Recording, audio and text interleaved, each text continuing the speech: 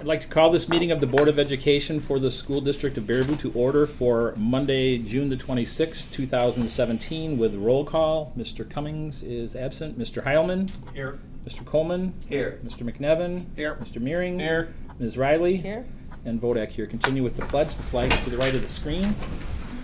I pledge allegiance to the flag of the United States of America and to the republic for which it stands, one nation, under God, indivisible, with liberty and justice for all. I would entertain a motion for the approval of the minutes of the last regular board meeting of June the 12th. So moved. Second. Motion by Coleman, seconded by Meering. Any discussion? Hearing none, those in favor signify by saying aye. Aye. Those opposed?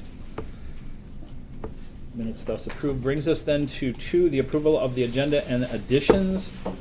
There are several additions I would like the board to consider adjusting the agenda for. The first is under personnel recommendations, under A, approval of resignations. It would be number 4, Jennifer Lohr from the Jack Young Middle School math teaching position. Thus, under B, for approval of postings, it would add a number 2 for the Jack Young Middle School math teaching position. And then under, it would be an addition under personnel recommendations of the letter E, and that would be discussion and possible approval of CISA 5 contracted services. I would entertain a motion to adjust the agenda as such. So moved. Second. Having a motion and a second, any discussion? Hearing none, those in favor signify by saying aye. Aye. Those opposed? Motion carried. Brings us then to correspondence. There were 3 correspondence that were referenced in the board packet. A letter from Senator John Erpenbach regarding Senate Bill 169, a letter from State Representative Dave Considine regarding the governor's budget, and a memo from Doug Meering to the Assembly Education Committee regarding Assembly Bill 282, 268, and 269. I'm not aware of any other additional board correspondence. However, I do know there is some additional administrative correspondence. Dr. Miller? Yeah, we just received this letter today from the Wisconsin Department of Public Instruction congratulating us and notifying us that our district will be receiving Career and Technical Education Incentive Grant funding. We had 33 students who we claimed for funding, and that gives us money back for each of those students who receive certifications in the career and technical education areas. And so our total check amount is $21,144.81. I'll pass this down so you can see it. That is an outstanding grant recipient amount. We've not had that high before for this area. What was, you know what we had before? Doug, I should have looked it up. Oh, I'm I sorry. will. Should have made it That up. one got by me. It was less than that this. question. $4,011. It was- Moving on. And 22 cents. Our goal has been to increase the amount of certifications that our students receive that would prepare them for the workforce, and so this is just one indicator that we're moving in the right direction. And I can look up some trend data for you and send it out. Absolutely, that'd be Okay. awesome. It's great to see. Is that it? Yep. Brings us then to public viewpoints. Is there anyone here for public viewpoints? I wasn't provided any forms, but I will nonetheless ask. Anyone for public viewpoints? Any public viewpoints? Any public viewpoints? Hearing none. Brings us to the highlight of every board meeting, and that is our staff, student, and community recognition. And we have community recognition for us tonight, trying to condense the words. So I'm going to have Robin White, Tom Fleming, Laura Stanek, and Mo Riley. You get to come over here, Mo. Just barely made it here. Just in time.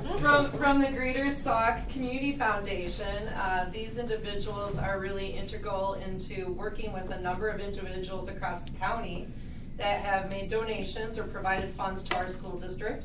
And there was a nice press release in the BNR. I don't know if that was you, Jake, or not, but you have a copy of the news release in your board packet, but you can see that the Greater Sauk Community Foundation distributed more than $41,000 in grants to Baraboo schools just this last spring.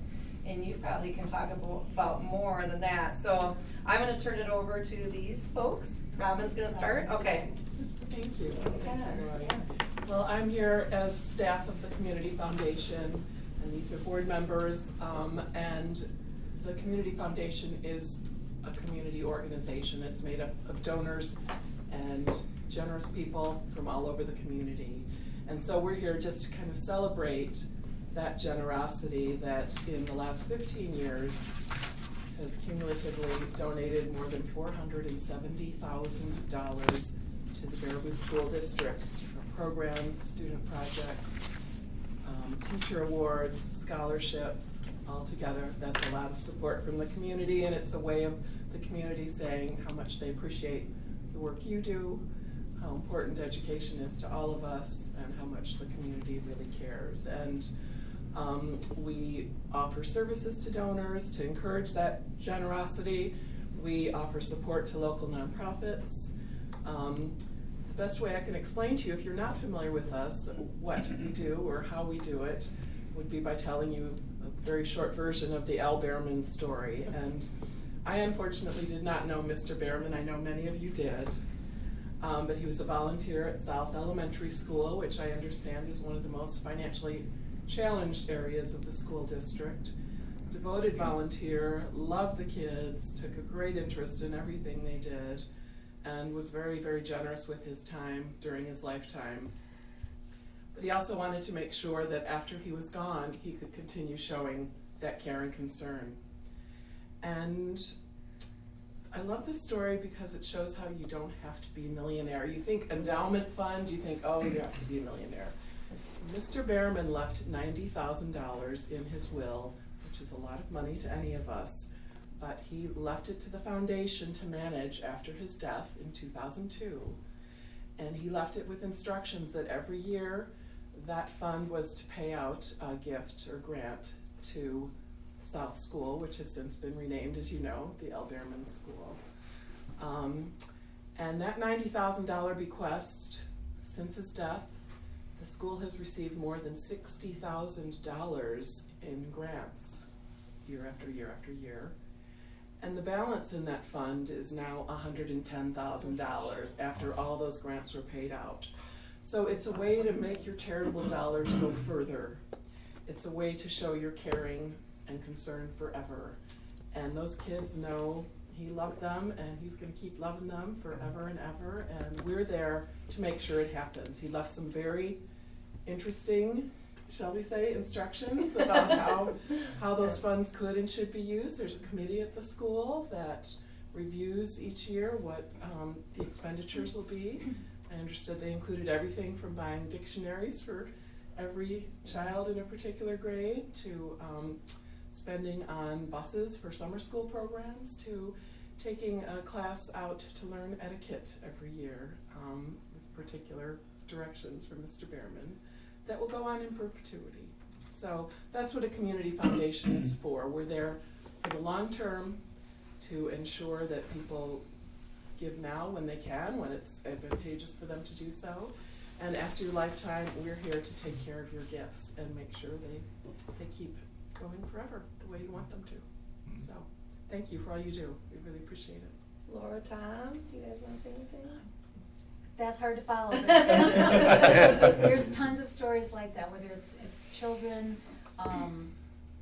animals, the environment.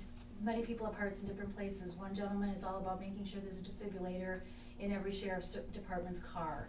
So everybody has different niches, and anybody can be a part of that. And so it's a pleasure to work with those donors and see their generosity, and then to see it given out and see the people, the kids, and those that enjoy it. So it's an honor to be on the board with these people.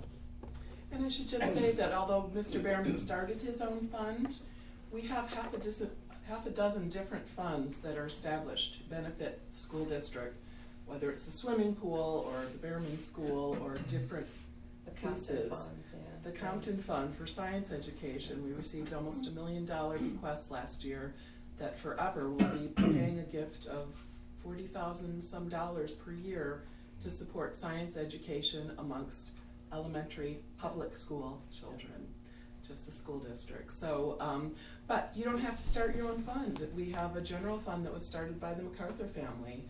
If you are interested in supporting that too, you can contribute to a fund that already exists. You don't have to create your own. And if you have any interest in getting more information about the foundation, please get in touch. I'd be delighted. Tom, you were gonna say something? No, I was gonna talk about the major gift that we had gotten earlier this year to benefit the science of the elementary schools in the Baraboo School District. That was huge. The gentleman was from this area originally. He had moved away for many years to the Milwaukee area, and upon his passing, all of a sudden, we were notified that his entire estate was to the foundation to benefit the school district with the sciences. And it's just, those types of things, a lot of times, we don't know are happening until they actually do happen, but they're major. And this will go on forever. This particular fund will go on and benefit the school system forever.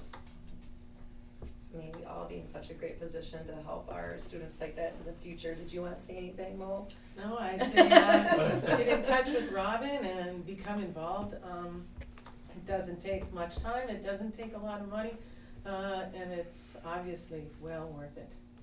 We sincerely appreciate the work you do to coordinate that and to help us out. You're a great partner for the school district, so thank you so much. Thank you, Lori. Appreciate it. Thank you, Laura.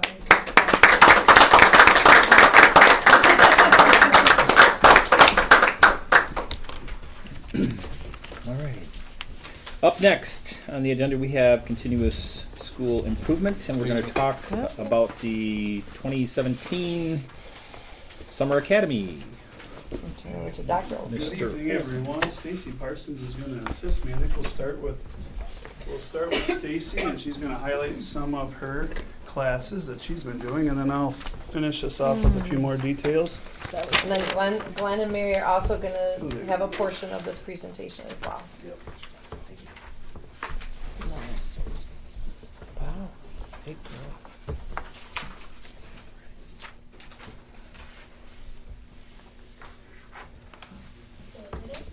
Jared's giving you the Give thumbs the thumbs up. up. I know. He said, we please wait, we're not good at that. While it's coming up too, I just wanted to thank Stacy. She was a great addition to our summer academy this year. We had 12 teachers, and Stacy was new to us and brought some more STEM courses that she's going to talk more about. And I know she's undergoing a lot of training in that area, and we're pretty excited to have her in summer school, and I know the middle school loves her too. So hopefully technical difficulties will. Oh, yeah, There we go. There we go. Okay. Well, like Dr. Olson said, I'm new to the summer school team, but I teach STEM at the middle school. And so this year I have two second and third grade sections for summer school, and then a fourth and fifth grade section. So we've been doing all sorts of hands-on science, technology, engineering related projects. And so I wish I could bring them all in here so you could talk to them, but I put together just a quick little video of what we've been working on in summer school so far.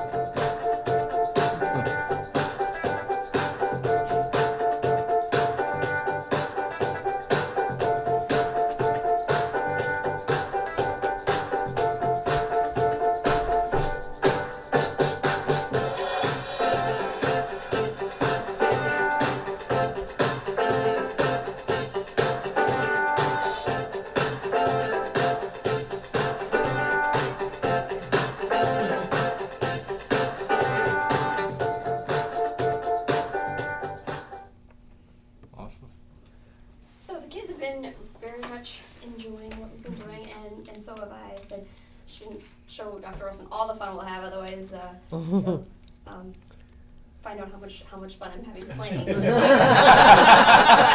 yeah, that's the best. What grades are you doing, Stacy? I have two sections of second and third grade, and Okay. one section of fourth and fifth grade. Okay. And so coming in as a middle school teacher, it's just took a couple days to kind of relearn the little ones and like what are their attention spans, and what I planned to take 2 days took them 20 minutes, and what I planned to take an hour took them 3 days. So it's just been good to get back into Sure. the elementary schools and to be on their level, and they're just so excited, and that's kind of the whole point of the class that we put together, is to just get them really excited about science, technology, engineering, and math.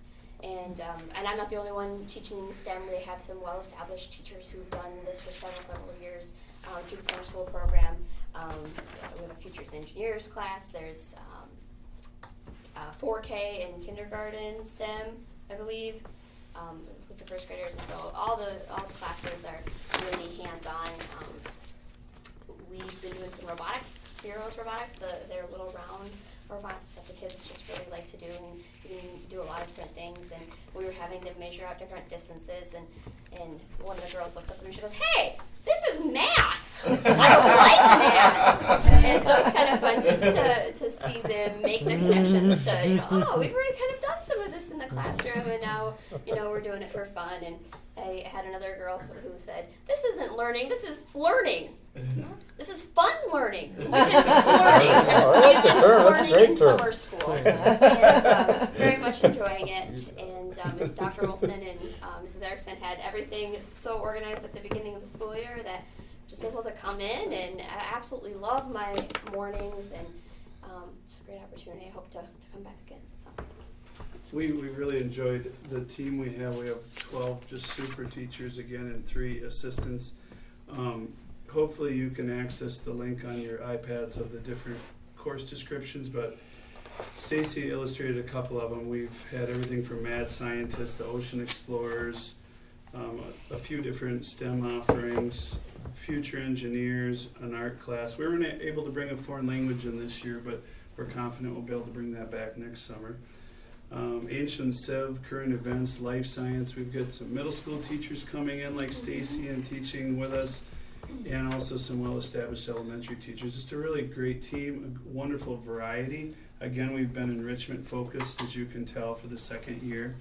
As you can indicate from our numbers, we're up enrollment. We were actually over 300 at one time, and then all of a sudden, all the other competing interests and organizations get their calendars out, and late April, early May, mid-May, and then all of a sudden we have this dropping like flies that happens typically each year, mid to late May. So we have some of that, and then we add some back in, of course, too, but we were actually 303 or 305, and then drop, and add a couple more, and then things come up in the summer too. I'd say that's our biggest challenge from year to year, is just the busyness of the summer for families and all the different scheduling conflicts that can happen for families. We're trying to have open doors for everyone. We've made all the classes free this year. We've got a wonderful food service director and program that's made our breakfast and lunch free, not only for the kids, but for the adults with those kids too. So that's been great. Those numbers are all up, and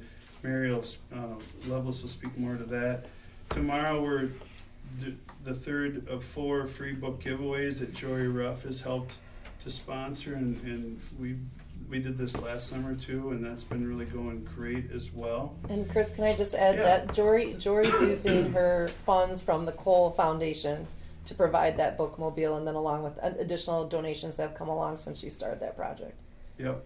And also, Stacy brought up a great point too about just the teachers too, I think, feel really good about able to be even more creative in the summer.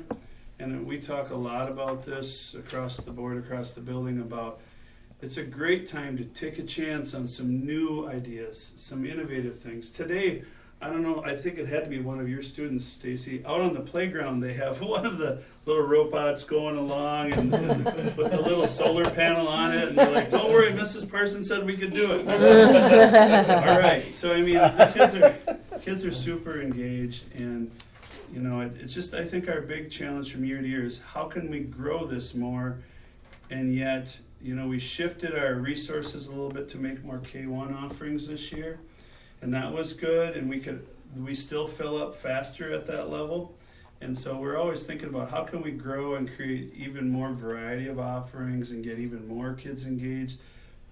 I want to say the big but how do we do that and stay within our budget? And also, how do we get that attendance to be consistent? Because we start out here with attendance and food service, and then it kind of starts to go like this a little bit. It's not a sharp decline, but every summer, no matter how we're arranged, that attendance is always a tricky piece. So I'm sure like next week is going to be really rough. Yeah, and we planned ahead. Hopefully, it'll help that we're off the 3rd and the 5th around the 4th.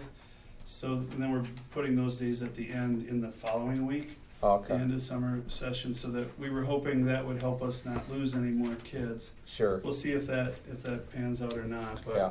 so attendance continues to be a challenge, and working with all the other entities and their schedules and trying to give families all the options they can that hopefully aren't conflicting any more than needed. So Mhm. thanks to Mrs. Parsons, and back to the secondary folks probably. Sure. All right. Always tough to follow you, Chris. So Yeah,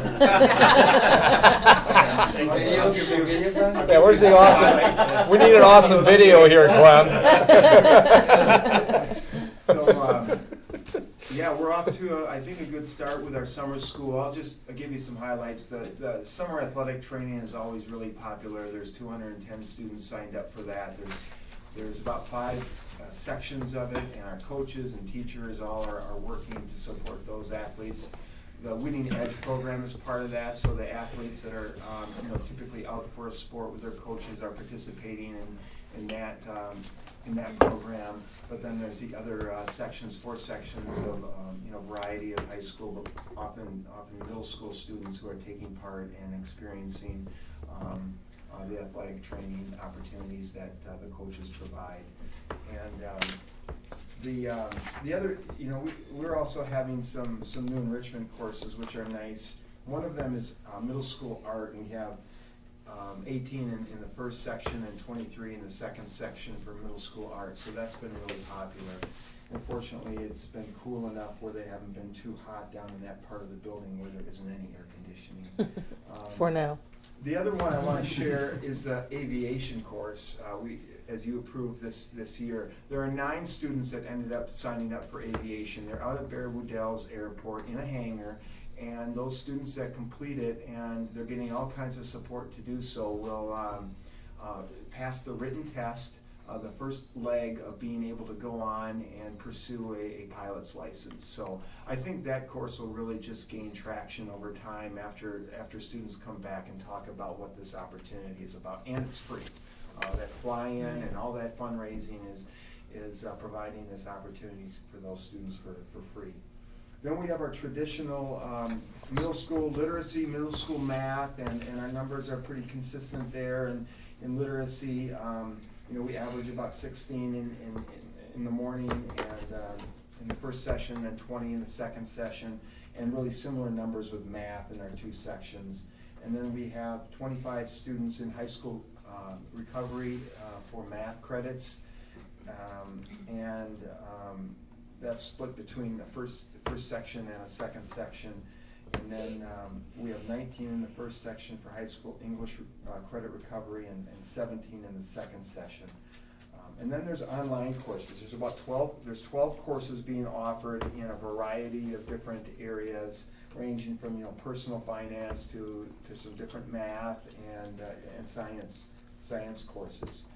So those students typically are at home, online, but they check in with Shelley Gilmore, and she's our online coordinator who keeps track of their progress and is connecting with them online and whatnot. So that's what's happening at the high school, in addition to all of the construction that's starting to pick up speed here. And is lunch included for those students as well? Yep, lunch, breakfast and lunch for them. Great And segue to Mary, really. Yeah. And- Take advantage of it. Right, yeah, so we are, thank you, we are in 4 locations. We're at Alberman and at the high school. And then we obviously are servicing the summer school kids a lot, but we are also getting people in from the community. Then we also serve meals at Gordon Wilson, where the Kids Stop is, and then we deliver meals to the Boys and Girls Club every day. So not breakfast, just lunch. So just to give you some stats right now, we'll be doing 20 days in all the locations, 7 additional days in all locations except for Alberman, because as soon as summer school ends, it kind of dies off as far as how many people we'd have eating there. So there will be 3 locations at that point. There's 12 staff total in food service working. The number of meals that we've done so far in 10 days is 5,316 meals, and I just kind of did it at that pace.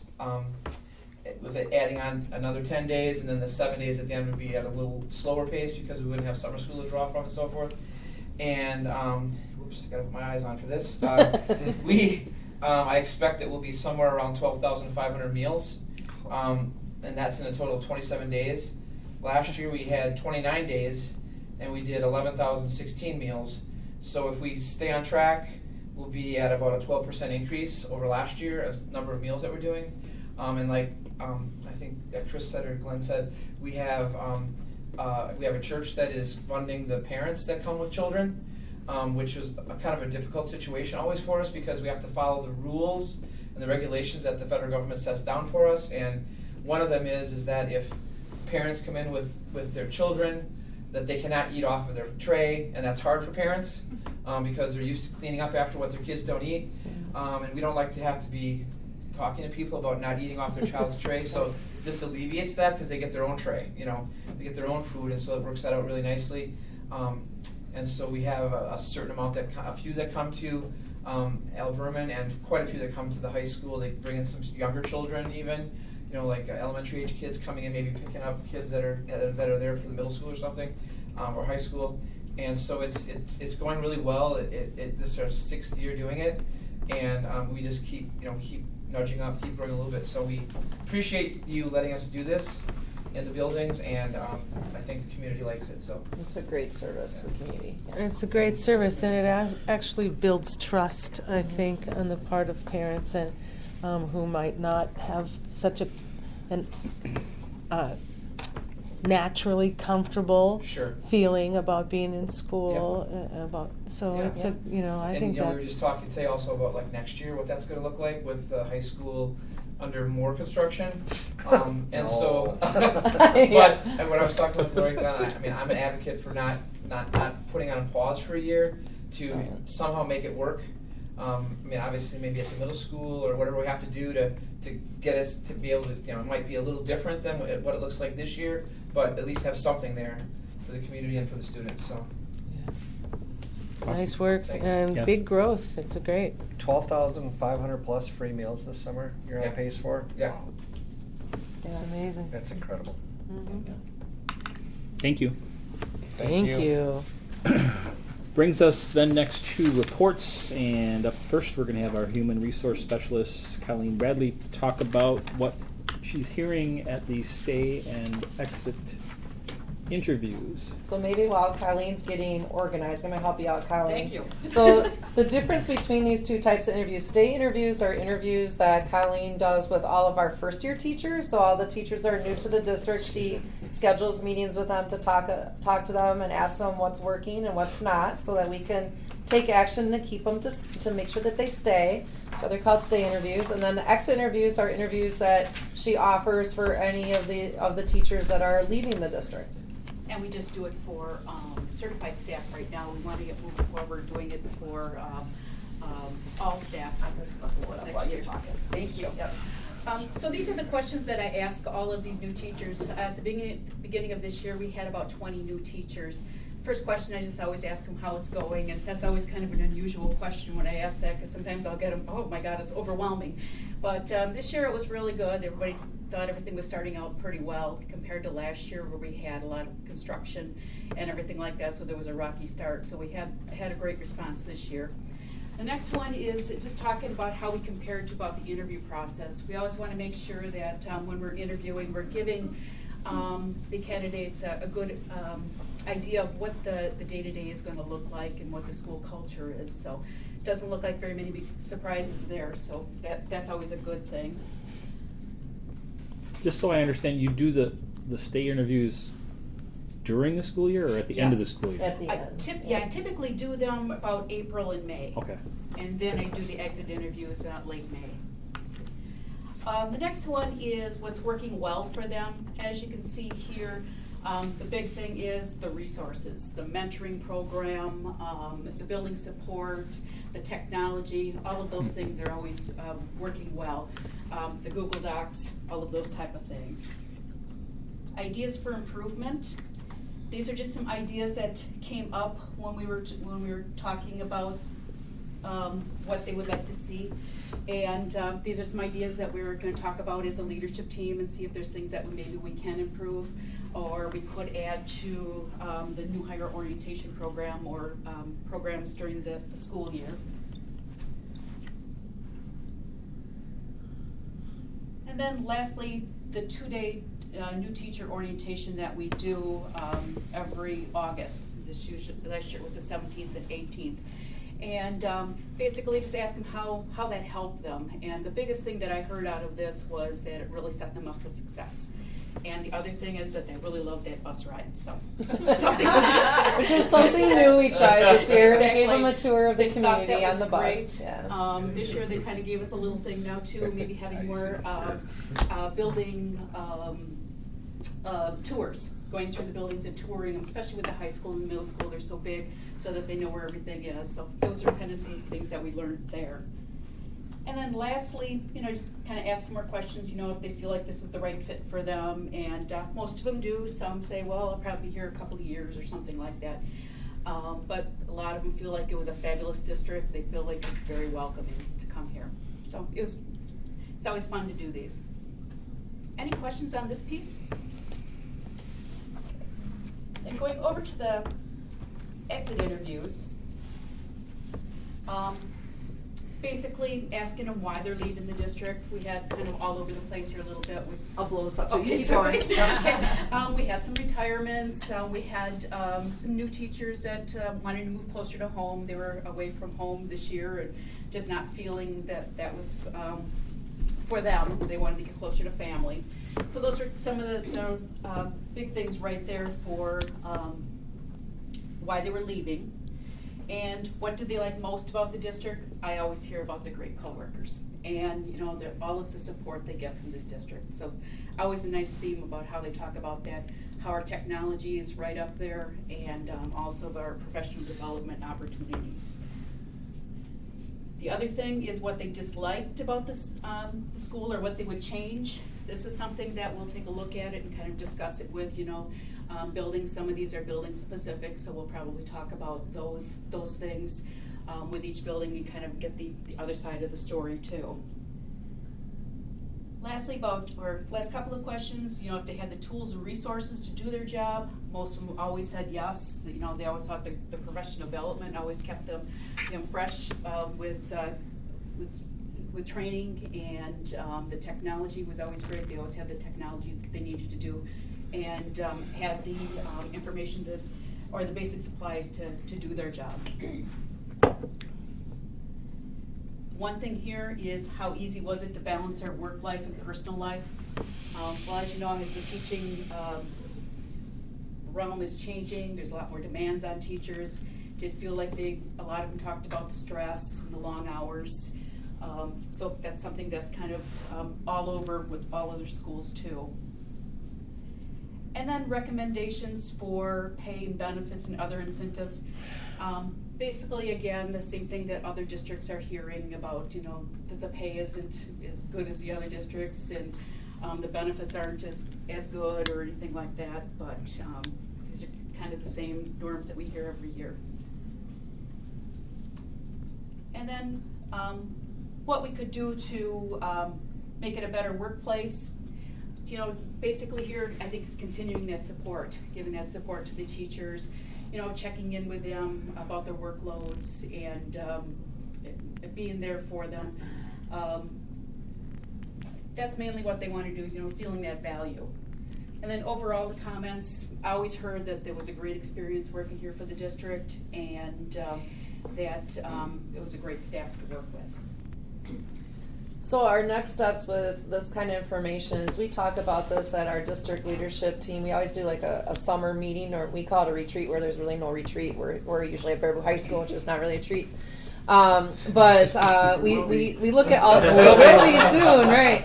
But we look at all types of data, and this is one of the pieces that we look at, and we talk about, okay, so what's working and what's not, and it usually guides a lot of problem solving and solutions that we want to implement for the next school year.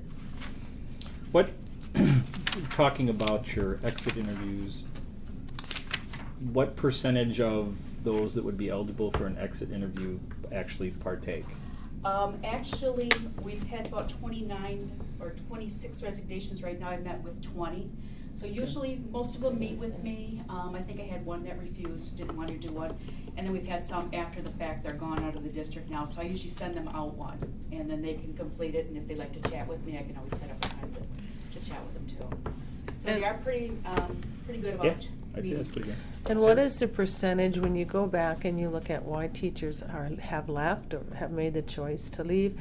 And the first listing is that they've taken another position, and the other next 5 or 6 are family and personal reasons. Spouse found another job. How many are moving to different positions? That I didn't really count up. I had other things that I counted up. I'm sure that you did. Question, so sorry. I'm sure that you did. I was just more looking at, what the movement was. So looking at these exit interviews that I did, the ones that had left in less than a year there was 4 people. The biggest one was those 2 years. They've been with the district 2 years. This was their first job out of the district. There was 7 in that category. And I know in a couple of those, some of them they were moving out of the district, going closer to family. I know 3 of them at least. And, 4, 5, and 6 years, there's about 3 in each one of those categories. And then, after that, we've got the retirements there. We had 3 retirements, 2 retirements, and then, a death, and then another one that was here 20 years, so. It really follows what we hear Yeah. in trends across the state and really across our profession. And usually in the first 5 years is where you'll see a lot of that mobility with teachers. And if you can keep them beyond 5 years, they tend to stay. Yeah, the ones with 11 or more years, there was only 4 in that category. So I didn't think that was too bad. Can we get a copy of that summary? Yes, Tim, I just made a note. I'll make sure to send that to you. Thank you. Okay. Any other questions? No, but I mean, again, I just appreciate this type of work because then it gives us a full focus and a view of ways that not only where we can improve, but also, hey, we're doing the right thing good, too. right. So, thank you. Do you get a chance to focus on exterior influences like the community? Like maybe somebody comes here and it's their first job out of school. They work a couple of years and they love the district, but maybe they want a bigger community. Is there an influence there that we can understand? Yep, sometimes. Well, the reverse that I could tell you about is one person that came from, I think it was Wyoming this year, and when he came to this community, he just thinks that's awesome. He never felt so welcome in his life. He just said it was very nice. But that's something that I could start asking a little bit more about the community then too. I mean, we have some anecdotes. I wouldn't be able to throw out hard numbers, but we Right. hear anecdotes from our younger teachers that they get along really well with their peers. But a lot of times for our babies, like our millennials, like they're making friends, long-lasting relationships with people like Yeah.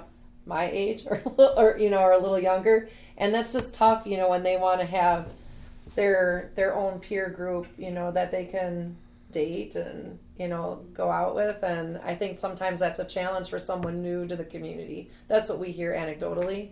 And our rest of our staff does a really good job of trying to hold socials and try to be welcoming. But if they don't get a foundation of peers, typically their own age, that's the hardest to keep them in, because we're not as attractive as a Madison school or a Dane County school, because they're so close to the bigger city where there's more social activity going on. But that's true of any industry. I mean, Sure, right. It's not every right, employer yeah. in town is saying Yeah. the same thing.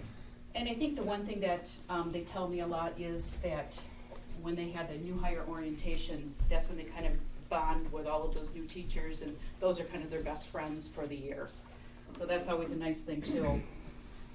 Okay. But I mean, again, I think that brings up some good points. As we're communicating with other units of government and other organizations, is that we need to make Baraboo, and we that's our goal for the school, a great place to go. But when we say that, that means the whole overall community Right. too. So, yeah. All right, thanks, Colleen. Thank you, Thank you. Colleen. Up next, we have Dr. Miller talking about the preliminary upcoming budget Great, so first word, it's preliminary. So, you have a copy of the preliminary budget in the form that goes to the state of Wisconsin. So that's the form that gets submitted. I'm going to present to you in a more user-friendly what this budget document really looks like for you. So keep in mind that the budget is based on enrollment, and these numbers that you've seen as an enrollment projection have not changed. Mr. Avery shared these with you a few months ago. Remember that the enrollment is based on a 3-year membership average. So over the course of time, you can see from 2014 through this last school year, 2016-17, and what we're projecting for 2017, we're seeing that we had some larger class sizes here, and it's kind of dropped. And then the average always the last 3 years. We're starting to see an increase, and I'll actually say that based on some numbers that Christine Snow shared with me over the week here, it's probably going to be higher than 2,991, but we like to plan our budget with a conservative lens, right? So we still think our average, we should plan for that 2,996 number as a 3-year membership average. So that gives us 12 students less, and keep in mind revenues attached to each student. So that's what this chart shows. Again, driven by enrollment, the base revenue limit per pupil has been in the district $9,277.18. If we're planning 2,996 as our average number, you multiply those two numbers together to give us our base revenue limit. That helps calculate into the final revenue limit. Our general state aid has been, we're projecting to keep same or stable. It has gone up, if you can see, from 15-16 to 16-17. There is the potential that it could go up some more. These are some of the unknowns. That's why this budget is preliminary. And that helps us determine then our tax levy, which at this point we're projecting to be less than last year. Lori, what's the difference between base revenue limit and final revenue limit? Some of the additional funds comes from other sources that gets added to the revenue limit. Okay. Smaller amounts. With the revenue, we have some assumptions. So again, we're planning with the assumption that we're going to see a little bit less of an enrollment number to work with. We have increased revenue limit funds because of debt service. Plus property tax chargeback revenue, we got $57,000 for that, so that's what that answers your question a little bit. And then we're planning other revenues remain stable. So when we compare revenues from 16-17 school year to the 17-18 school year, our working assumption is that we're going to have less revenue, okay, a little bit less than this last school year. That's prior to the proposal from the governor. And then we have some expenditure assumptions, and you've seen this before where Mr. Avery shared that we planned the budget with an assumption that we are going to have a 2% increase across wages and salaries, 5% for health and dental, which we now know we came in under that. Utilities increase, we always plan a little bit above too, because we plan that those go up each year. Transportation the same, and we know a little bit more actual numbers on that because of the contract with Cobeson. And then we plan all other costs remain flat. So with those assumptions, and we compare 16-17 to 17-18, we anticipate that we'll have more costs. So we have less revenue, we have additional costs, so you know that we're going to start with a deficit. And this number has changed since last time you see it because there are some knowns that we didn't know the last time we talked about this. So we're starting with a $778,000 plus deficit. So then we talk about the governor's budget proposal. You've seen this slide before, and if we got all of the governor's proposal, that would be $200 per pupil. It would mean for us almost $600,000. What we've been planning since about January is that we're playing it safe with the midpoint scenario and planning $100 per pupil. So if you look at the furthest right column, you'll see that total per pupil aid, if we got $100 per pupil, would give us an additional $1,048,600. And since the month of January, we've come to you with a whole bunch of decisions that has helped us go up and down with our budget planning process along the way. I'm not going to go through all of these, but I'll be happy to answer any questions on any of them. But I'll start at the top here. state aid scenario, that $100 per pupil really adds to our deficit amount here. It gives us back $299,600. If we got another $50 per pupil, that would be about $150,000 more for us. If we got the whole 200, that would be another $300,000 or another $299,600 for us. Health insurance being able to come to a 1.8% increase instead of 5%, that gave us $113,000. So you see how that works through. We've made decisions, for example, about leasing, but we've also made some decisions that added costs to the budget too. For example, replacement for retirement and resignations. Ellen did some great work this last week. She took every single new hire we've done since, March or so, and we determined where we are plus and minus, and that is a fluid number because some of our staff that are coming on is new. We don't know if they're taking family insurance or single insurance. So we plan for worst case scenario. We plan family insurance, and if they take single and it costs less, or as Sean pointed out, sometimes they start single and they become family really quick, and that helps them stay. And then we've had some other things like last board meeting, we added back a 0.54K teacher, so that also factors into that 6,482. And then we also added back a site cost here with CDC because of that decision last time. So we continue to add to this list, but right now, this is the number that we're working with. We're still looking at a deficit of $141,598 for next school year. And that's in the ballpark. And a couple decisions yet in the next few weeks could take us closer to 200,000, or we might get closer to 100,000. It just depends on things that are going on in the district. That's why it's preliminary. But this gives you an idea of where we are in that process before we get to the annual meeting. And we're going to talk about a date for that soon here at tonight's meeting. Move to approve. Well, the action for it comes later. Oh, can't we do it But now? thank you for your support. Can't we do it now? This is a Soon. report. We're on a In few roll. minutes, I know. So just be reason again that this is preliminary. We still have a lot of variables we're working with. For revenue, we really won't know our enrollment numbers until the first day of school or the third Friday of September. And that determines our revenue limit authority. The state will hopefully have it figured out before October what our per pupil aid really will be. And we'll actually know how well we benefit or we are at a disservice to open enrollment as it comes to the first day of school as well. Other expenditures as we work through negotiations, we're working through negotiations with SCO and the BEA.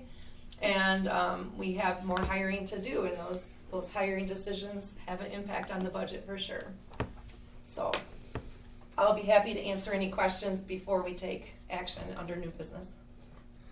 Well, I mean, obviously we're dealing with a state budget, and they're wrestling, and even under total Republic control, there's still some disagreements and things that they're working through. Though everything is indicating that those numbers should be okay. So Yeah, I mean, when I say we're in the ballpark, if Well, it depends on how they structure it. right, yeah. They might give you $200, but they might make you offset that. yeah, Somewhere So, else. so an additional 200 from the state that you then, that reduces your revenue limits. and revenue other things. limits. Yeah. Does us no good other than it gets them PR, but doesn't help the district. So, We'll see. yeah. Yeah, definitely. So, but okay, we'll keep plugging away. Keep working at it. Thank All right. All right, Thank thank you. you. Brings us to personnel recommendations, and the first up are the approval of resignations. We can take them as a group. There are 4 of them. Teresa Move to Bird. accept the slate of resignations. And I second that. Okay. Having a motion and a second to approve the slate of those resignations. Any further discussion? I'm just gonna add one thing with number 4, Jennifer Lohr, because we're now at that point where liquidated damages come into play. I think with hers, we should ensure that liquidated damages are included in the motion. Is that acceptable to Mr. That is McMenamin? acceptable to me. And And who was the second? Doug was. I'll accept that. And is that the only one of the 4? That is the only one of the 4. The others submit resignations before the signing date for contracts. Any further discussion or clarification? Having a motion amended and a second to that amended motion. Those in favor signify by saying aye. Aye. Those opposed. Motion carried. Brings us then to the postings, of which there are two, speech and language and Jack Young Middle School math teaching position. I move to approve both of those positions for posting. Second. Motion by Mearing, seconded by Riley. Any discussion in regards to the postings? Hearing none, those in favor signify by saying aye. Aye. Those opposed. Postings thus approved. Brings us to the approval of new hires. We have 3 of them. We can take them individually or we can take them as a slate. Move to approve the slate. Second. Motion by McNevin, seconded by Mearing to approve the hires as a slate. Any discussion? We have Leah Harry, Caitlin O'Flaherty, and Christy Mears. Jack Young Middle School, Al Bierman and Al Bierman. Those in favor signify by saying aye. Aye. Those opposed. Motion carried. Brings us then to D, the approval of a long-term guest teacher. Mary Sprecher for Gordon L. Wilson Elementary, grade 3. Move to approve. Second. Motion by Mearing, seconded by Heilman. Any discussion? And why is this long-term, why isn't it permanent? This is for an FMLA. Oh, that's right. Ellen sent that. Yes, I'm sorry. That's okay. Any further discussion? Hearing none, those in favor signify by saying aye. Aye. Those opposed. Brings us then to what was added to the agenda, E, discussion and possible approval of contracted services through CISA 5. I will turn that explanation over to Dr. Miller. Okay. So we are currently in the process of searching for a new director of business services, and we have had that posted now for just a little over a week. Actually, it's been almost 2 weeks. And the closing is on Friday of this week. We do have a few candidates, but as we have discussed as a board, this is a position that is tough to fill across the state of Wisconsin. The pools are not wide and vast. So we have been trying to be proactive to think about what happens if we don't find a candidate that will be a good fit for us. And so we have talked to a number of services or vendors or organizations that can provide business services to individual school districts. And really our best option would be CISA 5.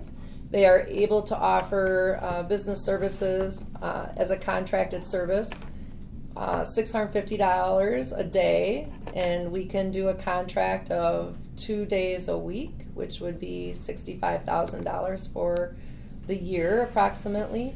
We're bringing this to you right now to give me the authority to go ahead and contract services if our window comes to close here on June 30th and we don't have a candidate to move forward. We'd hate to wait to start getting some support with those services after our mid-July board meeting. So that's why we're asking you at this point to allow us to move forward with those contracted services if that is the best option for us. Lori, What's our obligation if we sign this contract and we start Great using question. it? Can we terminate midway through if we find a good candidate? Great question. I don't believe, and I don't know, maybe Doug, do you know from your role on the board, but my perception is that we wouldn't be committed to 100 days. We could probably contract month by month because this will be a service that they'll offer to other school districts as well. I wouldn't be able to Okay. quote that, but I mean, basically, I would believe that we should just present that and try to get that contract written up in such a form that month by month versus saying here's a 6-month contract. Right. Well, it's no different than other services that we contract through them. If you hire PT or some type of language, speech and language, that it's as needed. I mean, that's the beauty of CISA. So we wouldn't. I certainly wouldn't recommend contracting for a full year. Full year, right. It has to be a relationship that we can terminate with appropriate notice. The thing is when we're talking about 2 days a week, are there other things that we're looking at this point too, besides those 2 days a week? I mean, in terms of other services? That beyond CISA or? Yep, so the two, so I reached out to CISA 5, and the reason CISA 5 is most appealing is A, our relationship, B, the cost is the most reasonable, and C, they also know Alio, which is our software.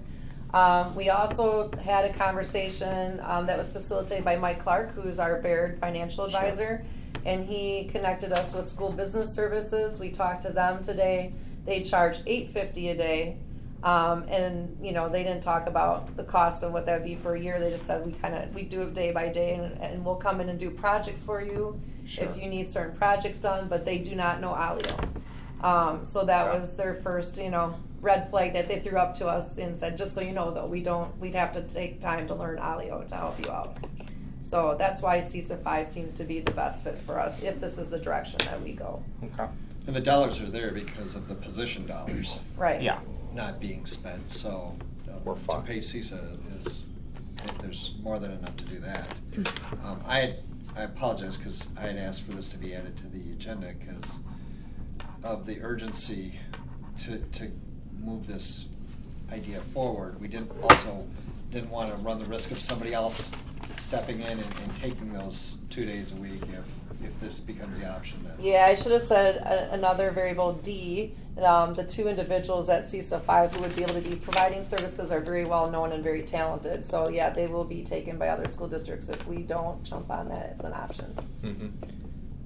Well, I think being proactive is certainly the way to go, although after your preliminary budget presentation, I don't even know if it's necessary. Stop it. Awesome job, Lori.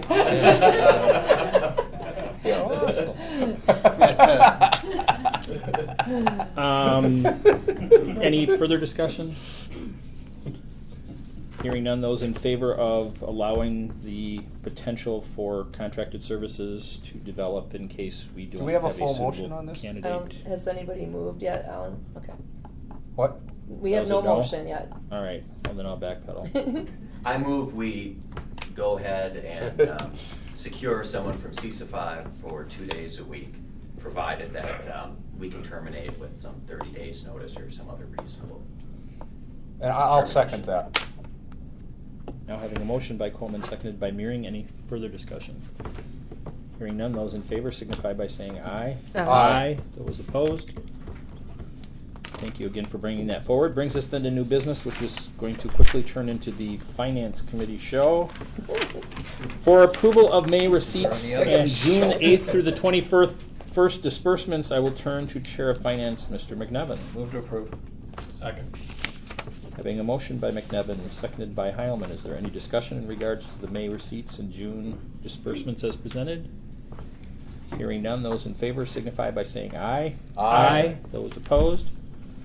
Motion carried. Brings us again to an item from Finance, discussion and possible approval of the transfer of the 2014 referendum funds to the U.S. Treasury. Move to approve. Second. Having a motion by McNevin, seconded by Heilman, just a clarification, it's Treasury bonds. Any discussion? Hearing none, those in favor signify by saying aye. Aye. Those opposed? Motion carried. Brings us to C, discussion and possible approval of budget amendment number 4. Move to approve. That's that one. Yep. I second. Motion by McNevin, seconded by Heilman.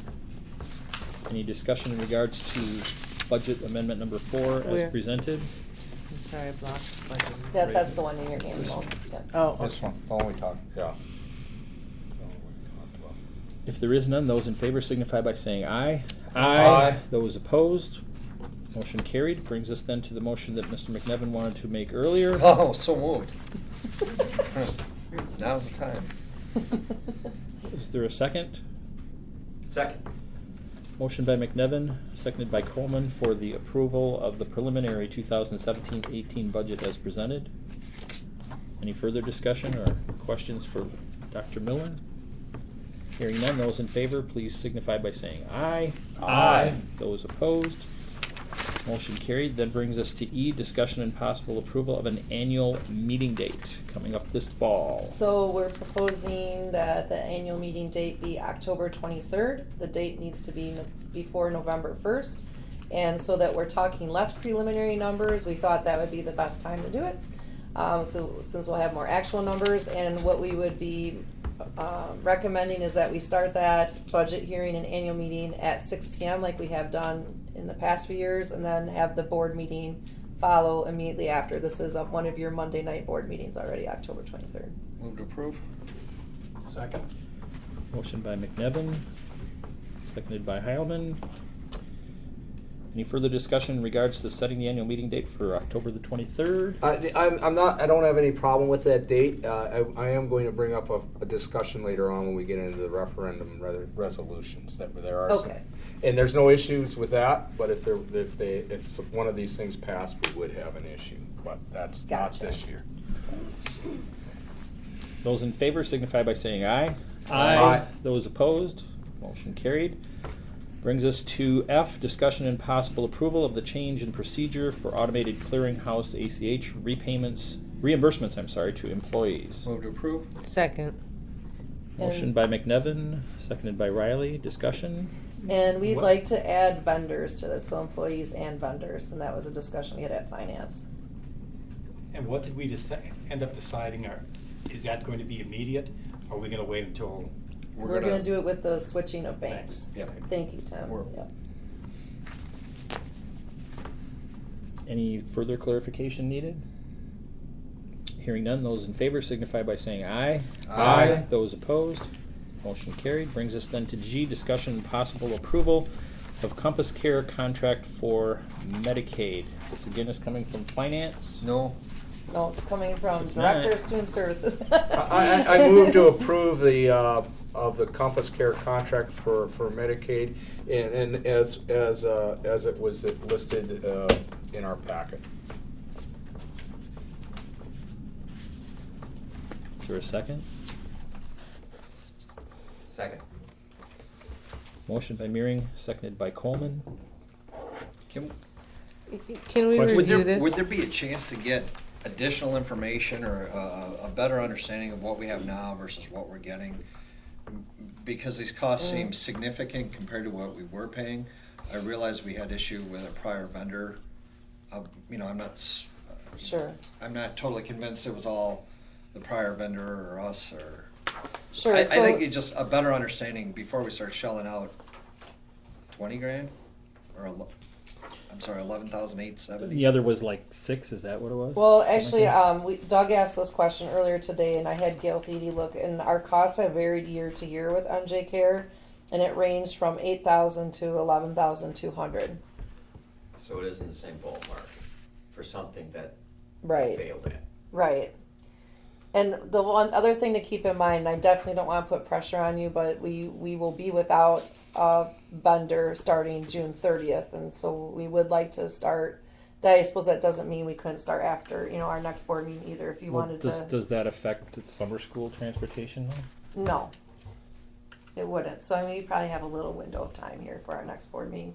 So what we could do, Sean, if I understand correctly, is you're seeking like a comparison document of the two, of like services that they provide. Yeah, I don't know what the other one did for services. I don't know what this Sure. does for services. I don't know what we could do in-house versus what do other districts do?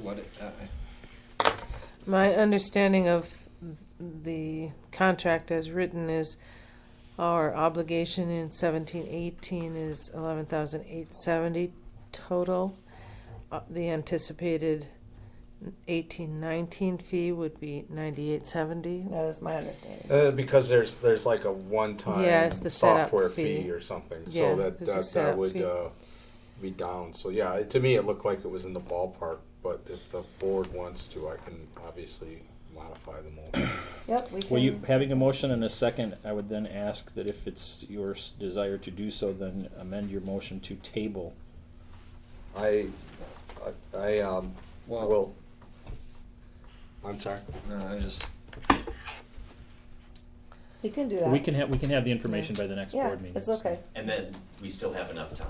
Yeah. Okay. We'll work with the vendor. So if, Mr. Mearing, that is your motion, is that acceptable to Yeah, you? I as, would, the Mr. motion Coleman? to table. That's fine. Okay. Those in favor? Aye. Those opposed? All right, we'll get to it next meeting. Then brings us to Mr. Mearing for the second reading and approval of board policies as listed as chair of policy. Mr. Mearing. Okay, I move to approve the second reading, which were reviewed at our last board meeting, of the five as a complete packet, and more than willing to pull them out individually if any board member wants to. But the first is 422.2, non-immigrant students and exchange visitor programs. Number 2, 427, education stability of a child in out-of-home care. Number 3, 491, children of divorced or separated parents. Number 4, 674, credit / purchasing card policy. Number 5, 760, school food services management, and approved as written and submitted in our board packet and read at our last meeting.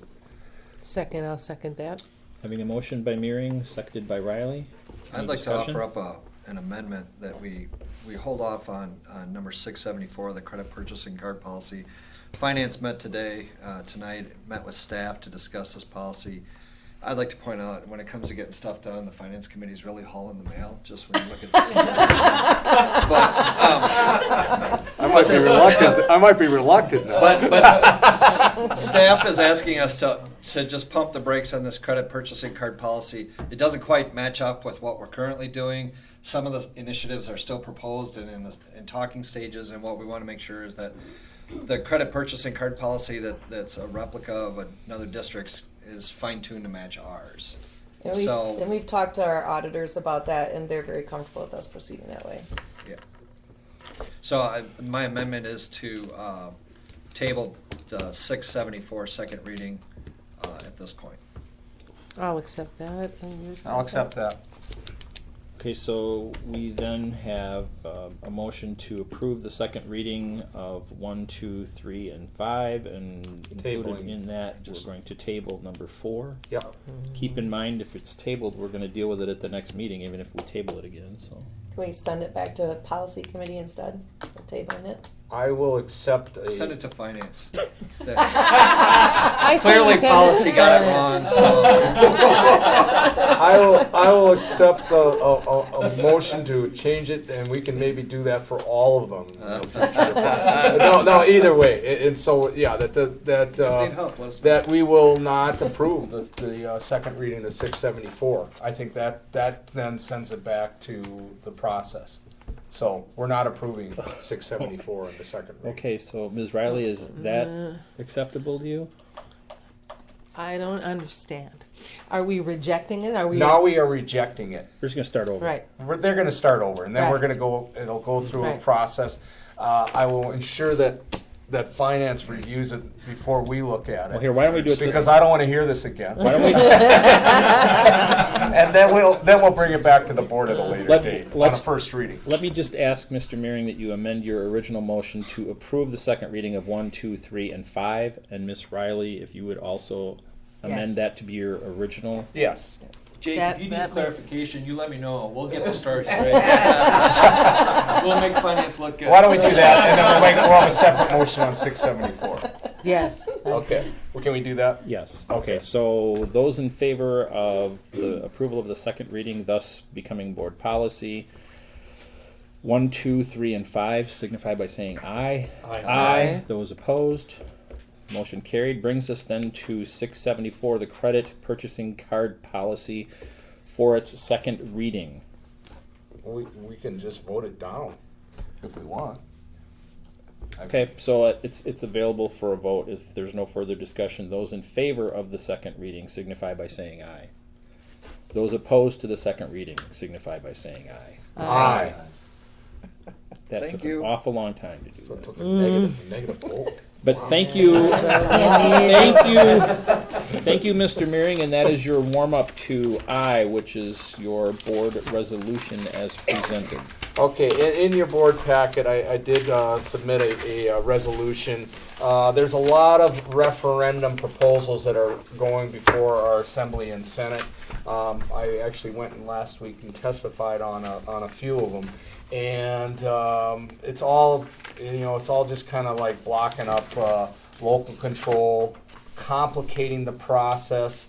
So I mean, it's I think it's just said that it's like the legislature taking the power out of our hands and us working with our local community. And so it's my proposal that we as a board should approve the resolution as written, which is basically saying, we're going to work with our local community. So. All right, I will take that as a motion to have the board support your resolution as presented in the packet, which deals with Senate Bill 187, 191, 192, 193, 194, and 195, Assembly Bills 274, 282, 279, 285, 269, and 268. Yeah, what a mouthful. Yeah. Is there a second? I'll second that.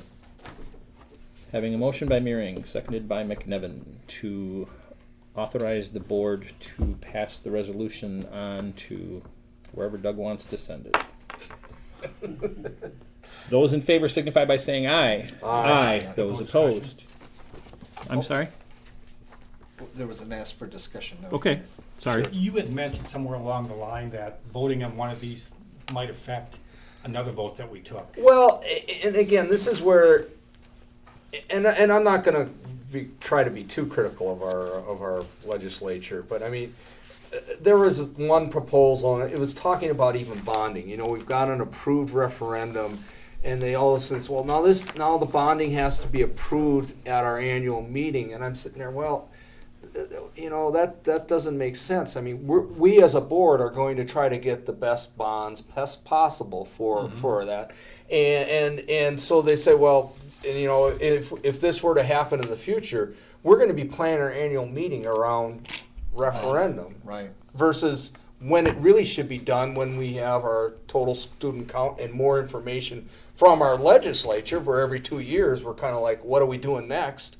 And so it's those things that were in those bills, and not just that one, but throughout all of them, where it's like, this is messing things up and complicating things, and not really, because I talk about transparency, in some ways it would complicate the thing. And we as a board, when we go to referendum, we are trying to be as transparent as possible, working with our community, having communication back and forth, and with all stakeholders. And so this is a case where we have some people, and many of them have never been on a school board, and who they may not understand the process.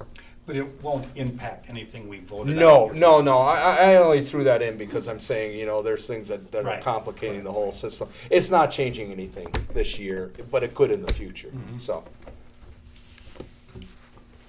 Any further discussion? Thank you, Mr. Heilman, for making sure we got that in. Yeah.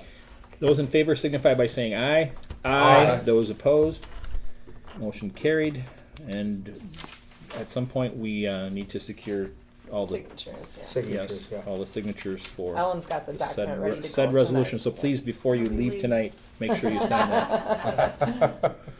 Brings us then to J, the 2017-18 WIAA membership renewal. Yep, and just as a reminder, this is something we do annually. So this would be for the 17-18 school year. Action must be taken before August 1st. And again, on the very bottom of that document, you can see that our dues and fees for the 17-18 school year are 0. And that's due to Board of Control action at the WIAA. Is this like the third year in a row? I think or something so. like that? I They think haven't. so. Yeah, it started in 15. I would entertain a motion. Move to approve the WIA agreement. Second. Motion by Meering, seconded by Heilman. Any further discussion? Hearing none, those in favor signify by saying aye. Aye. Those opposed. Motion carried. Brings us then to K. Mr. McNevin. Ad hoc, what hasn't been going on? It's been awful busy. We've been ripping it up, right, Glennie? So the high school is becoming a war zone, so to speak, and a lot of decisions being made. They're coming at Lori fast and furious. The trailer meetings have started. That's an every Wednesday contractor owner meeting that takes place to go through all the thousands of little decisions that have to be made, from picking tile color, grout color, toilet paper dispensers, all that kind of stuff. Today we decided the color of beams, didn't we, Glenn? Yeah, we had no problems coming to conclusion on that. So, and it's a lot of work, but then every time something gets tore open, it opens up a whole host of decisions that have to be made. And the core planning team's still going down the road of design. Mary's working with a kitchen consultant and said she picked a plan for that. Today. That's the inside footprint of the kitchen, but then the outside, and what does that look like? Because that's getting remodeled, and the school store is coming together, and the concession stand is coming together, and lots of things like that. Furniture is being picked and decided. All those little details are starting to pop up. In other words, it's boring. Yeah. The fun part. So we're posted. Glenn doesn't know that word lately. But if you go to the high school right now, you're seeing a lot of tiles are missing from the ceilings, and the locker rooms. Glenn and I were in there today. They're completely demoed. And And came over here, the student services is yep. nearly completely demoed, including going into the adjacent areas where they're going to expand it. So you can start to see the vision. there's a lot of dust. Yeah. We found a suitable place for all the Don't go in there with context. plaques. Oh, we had a 2-hour meeting on trophies. Yeah. Wait a minute. 2 hours talking Yeah. about trophy Yeah. cases. Yeah. I forgot that, Greg. Find an appropriate place to put these. Yeah, we're inventorying them and boxing them up They already carefully put and going to put them in storage safely and soundly. And We then designated an area for them. there are some beautiful new areas where we will have new trophy cases. Then we will be relocating some of the current trophy cases to other parts of the building that we've had some conversations about where they might fit. So as the project unfolds and as things get completed, we'll be able to start looking at where things will most appropriately go. Right. Although we're starting those conversations already. We're losing wall space. They're not going to be an afterthought. Well, Oh, no. no. We spent, like I said, 2 hours on just the contents of the trophy. Then our existing trophy cases are not ADA compliant. I thought maybe we'd have to start over. Well, you kind of do. It's Yeah. almost like wiping a slate clean and finding a home for everything. So and a lot of that stuff is really, really important. That's part of who we are. Yeah. Some of it, not some. Another big monumental thing occurring this week sometime is the building of like a facade or a wall in our commons area that'll allow construction to occur on the other side of the wall throughout the entire school year. So that'll be kind of a monumental task this week that you should all see very visibly soon. Jim had to move all their stuff out of the closet so we could knock the closet out and turn it into an a la carte line, right? Right. So it's crazy stuff. Lots of moving pieces. Yep. Good. Well, if any board members, would like to stop by, feel free to do so. You have your hard hat somewhere. I'm not sure. Yeah, The and gym ceiling is No up big. problem walking through. well, there's one thing we should definitely have you go through the safety training, which I understand is like a 20-minute little video session, and then you get a safety sticker for your helmet, and then that allows you to be around while things are going on. So, Okay. I'm happy to set up a safety viewing session, or if you'd like to come in and do it on your own, we can do that too. So, just let me know if that's of interest. All right. Thank you for the update, Mr. McNutt. I see nothing else on the agenda. I would thus entertain a motion to adjourn. So moved. Second. Motion by McNevin, seconded by Heilman. Any discussion? Hearing none, those in favor signify by saying aye. Aye. Those opposed. Thank you.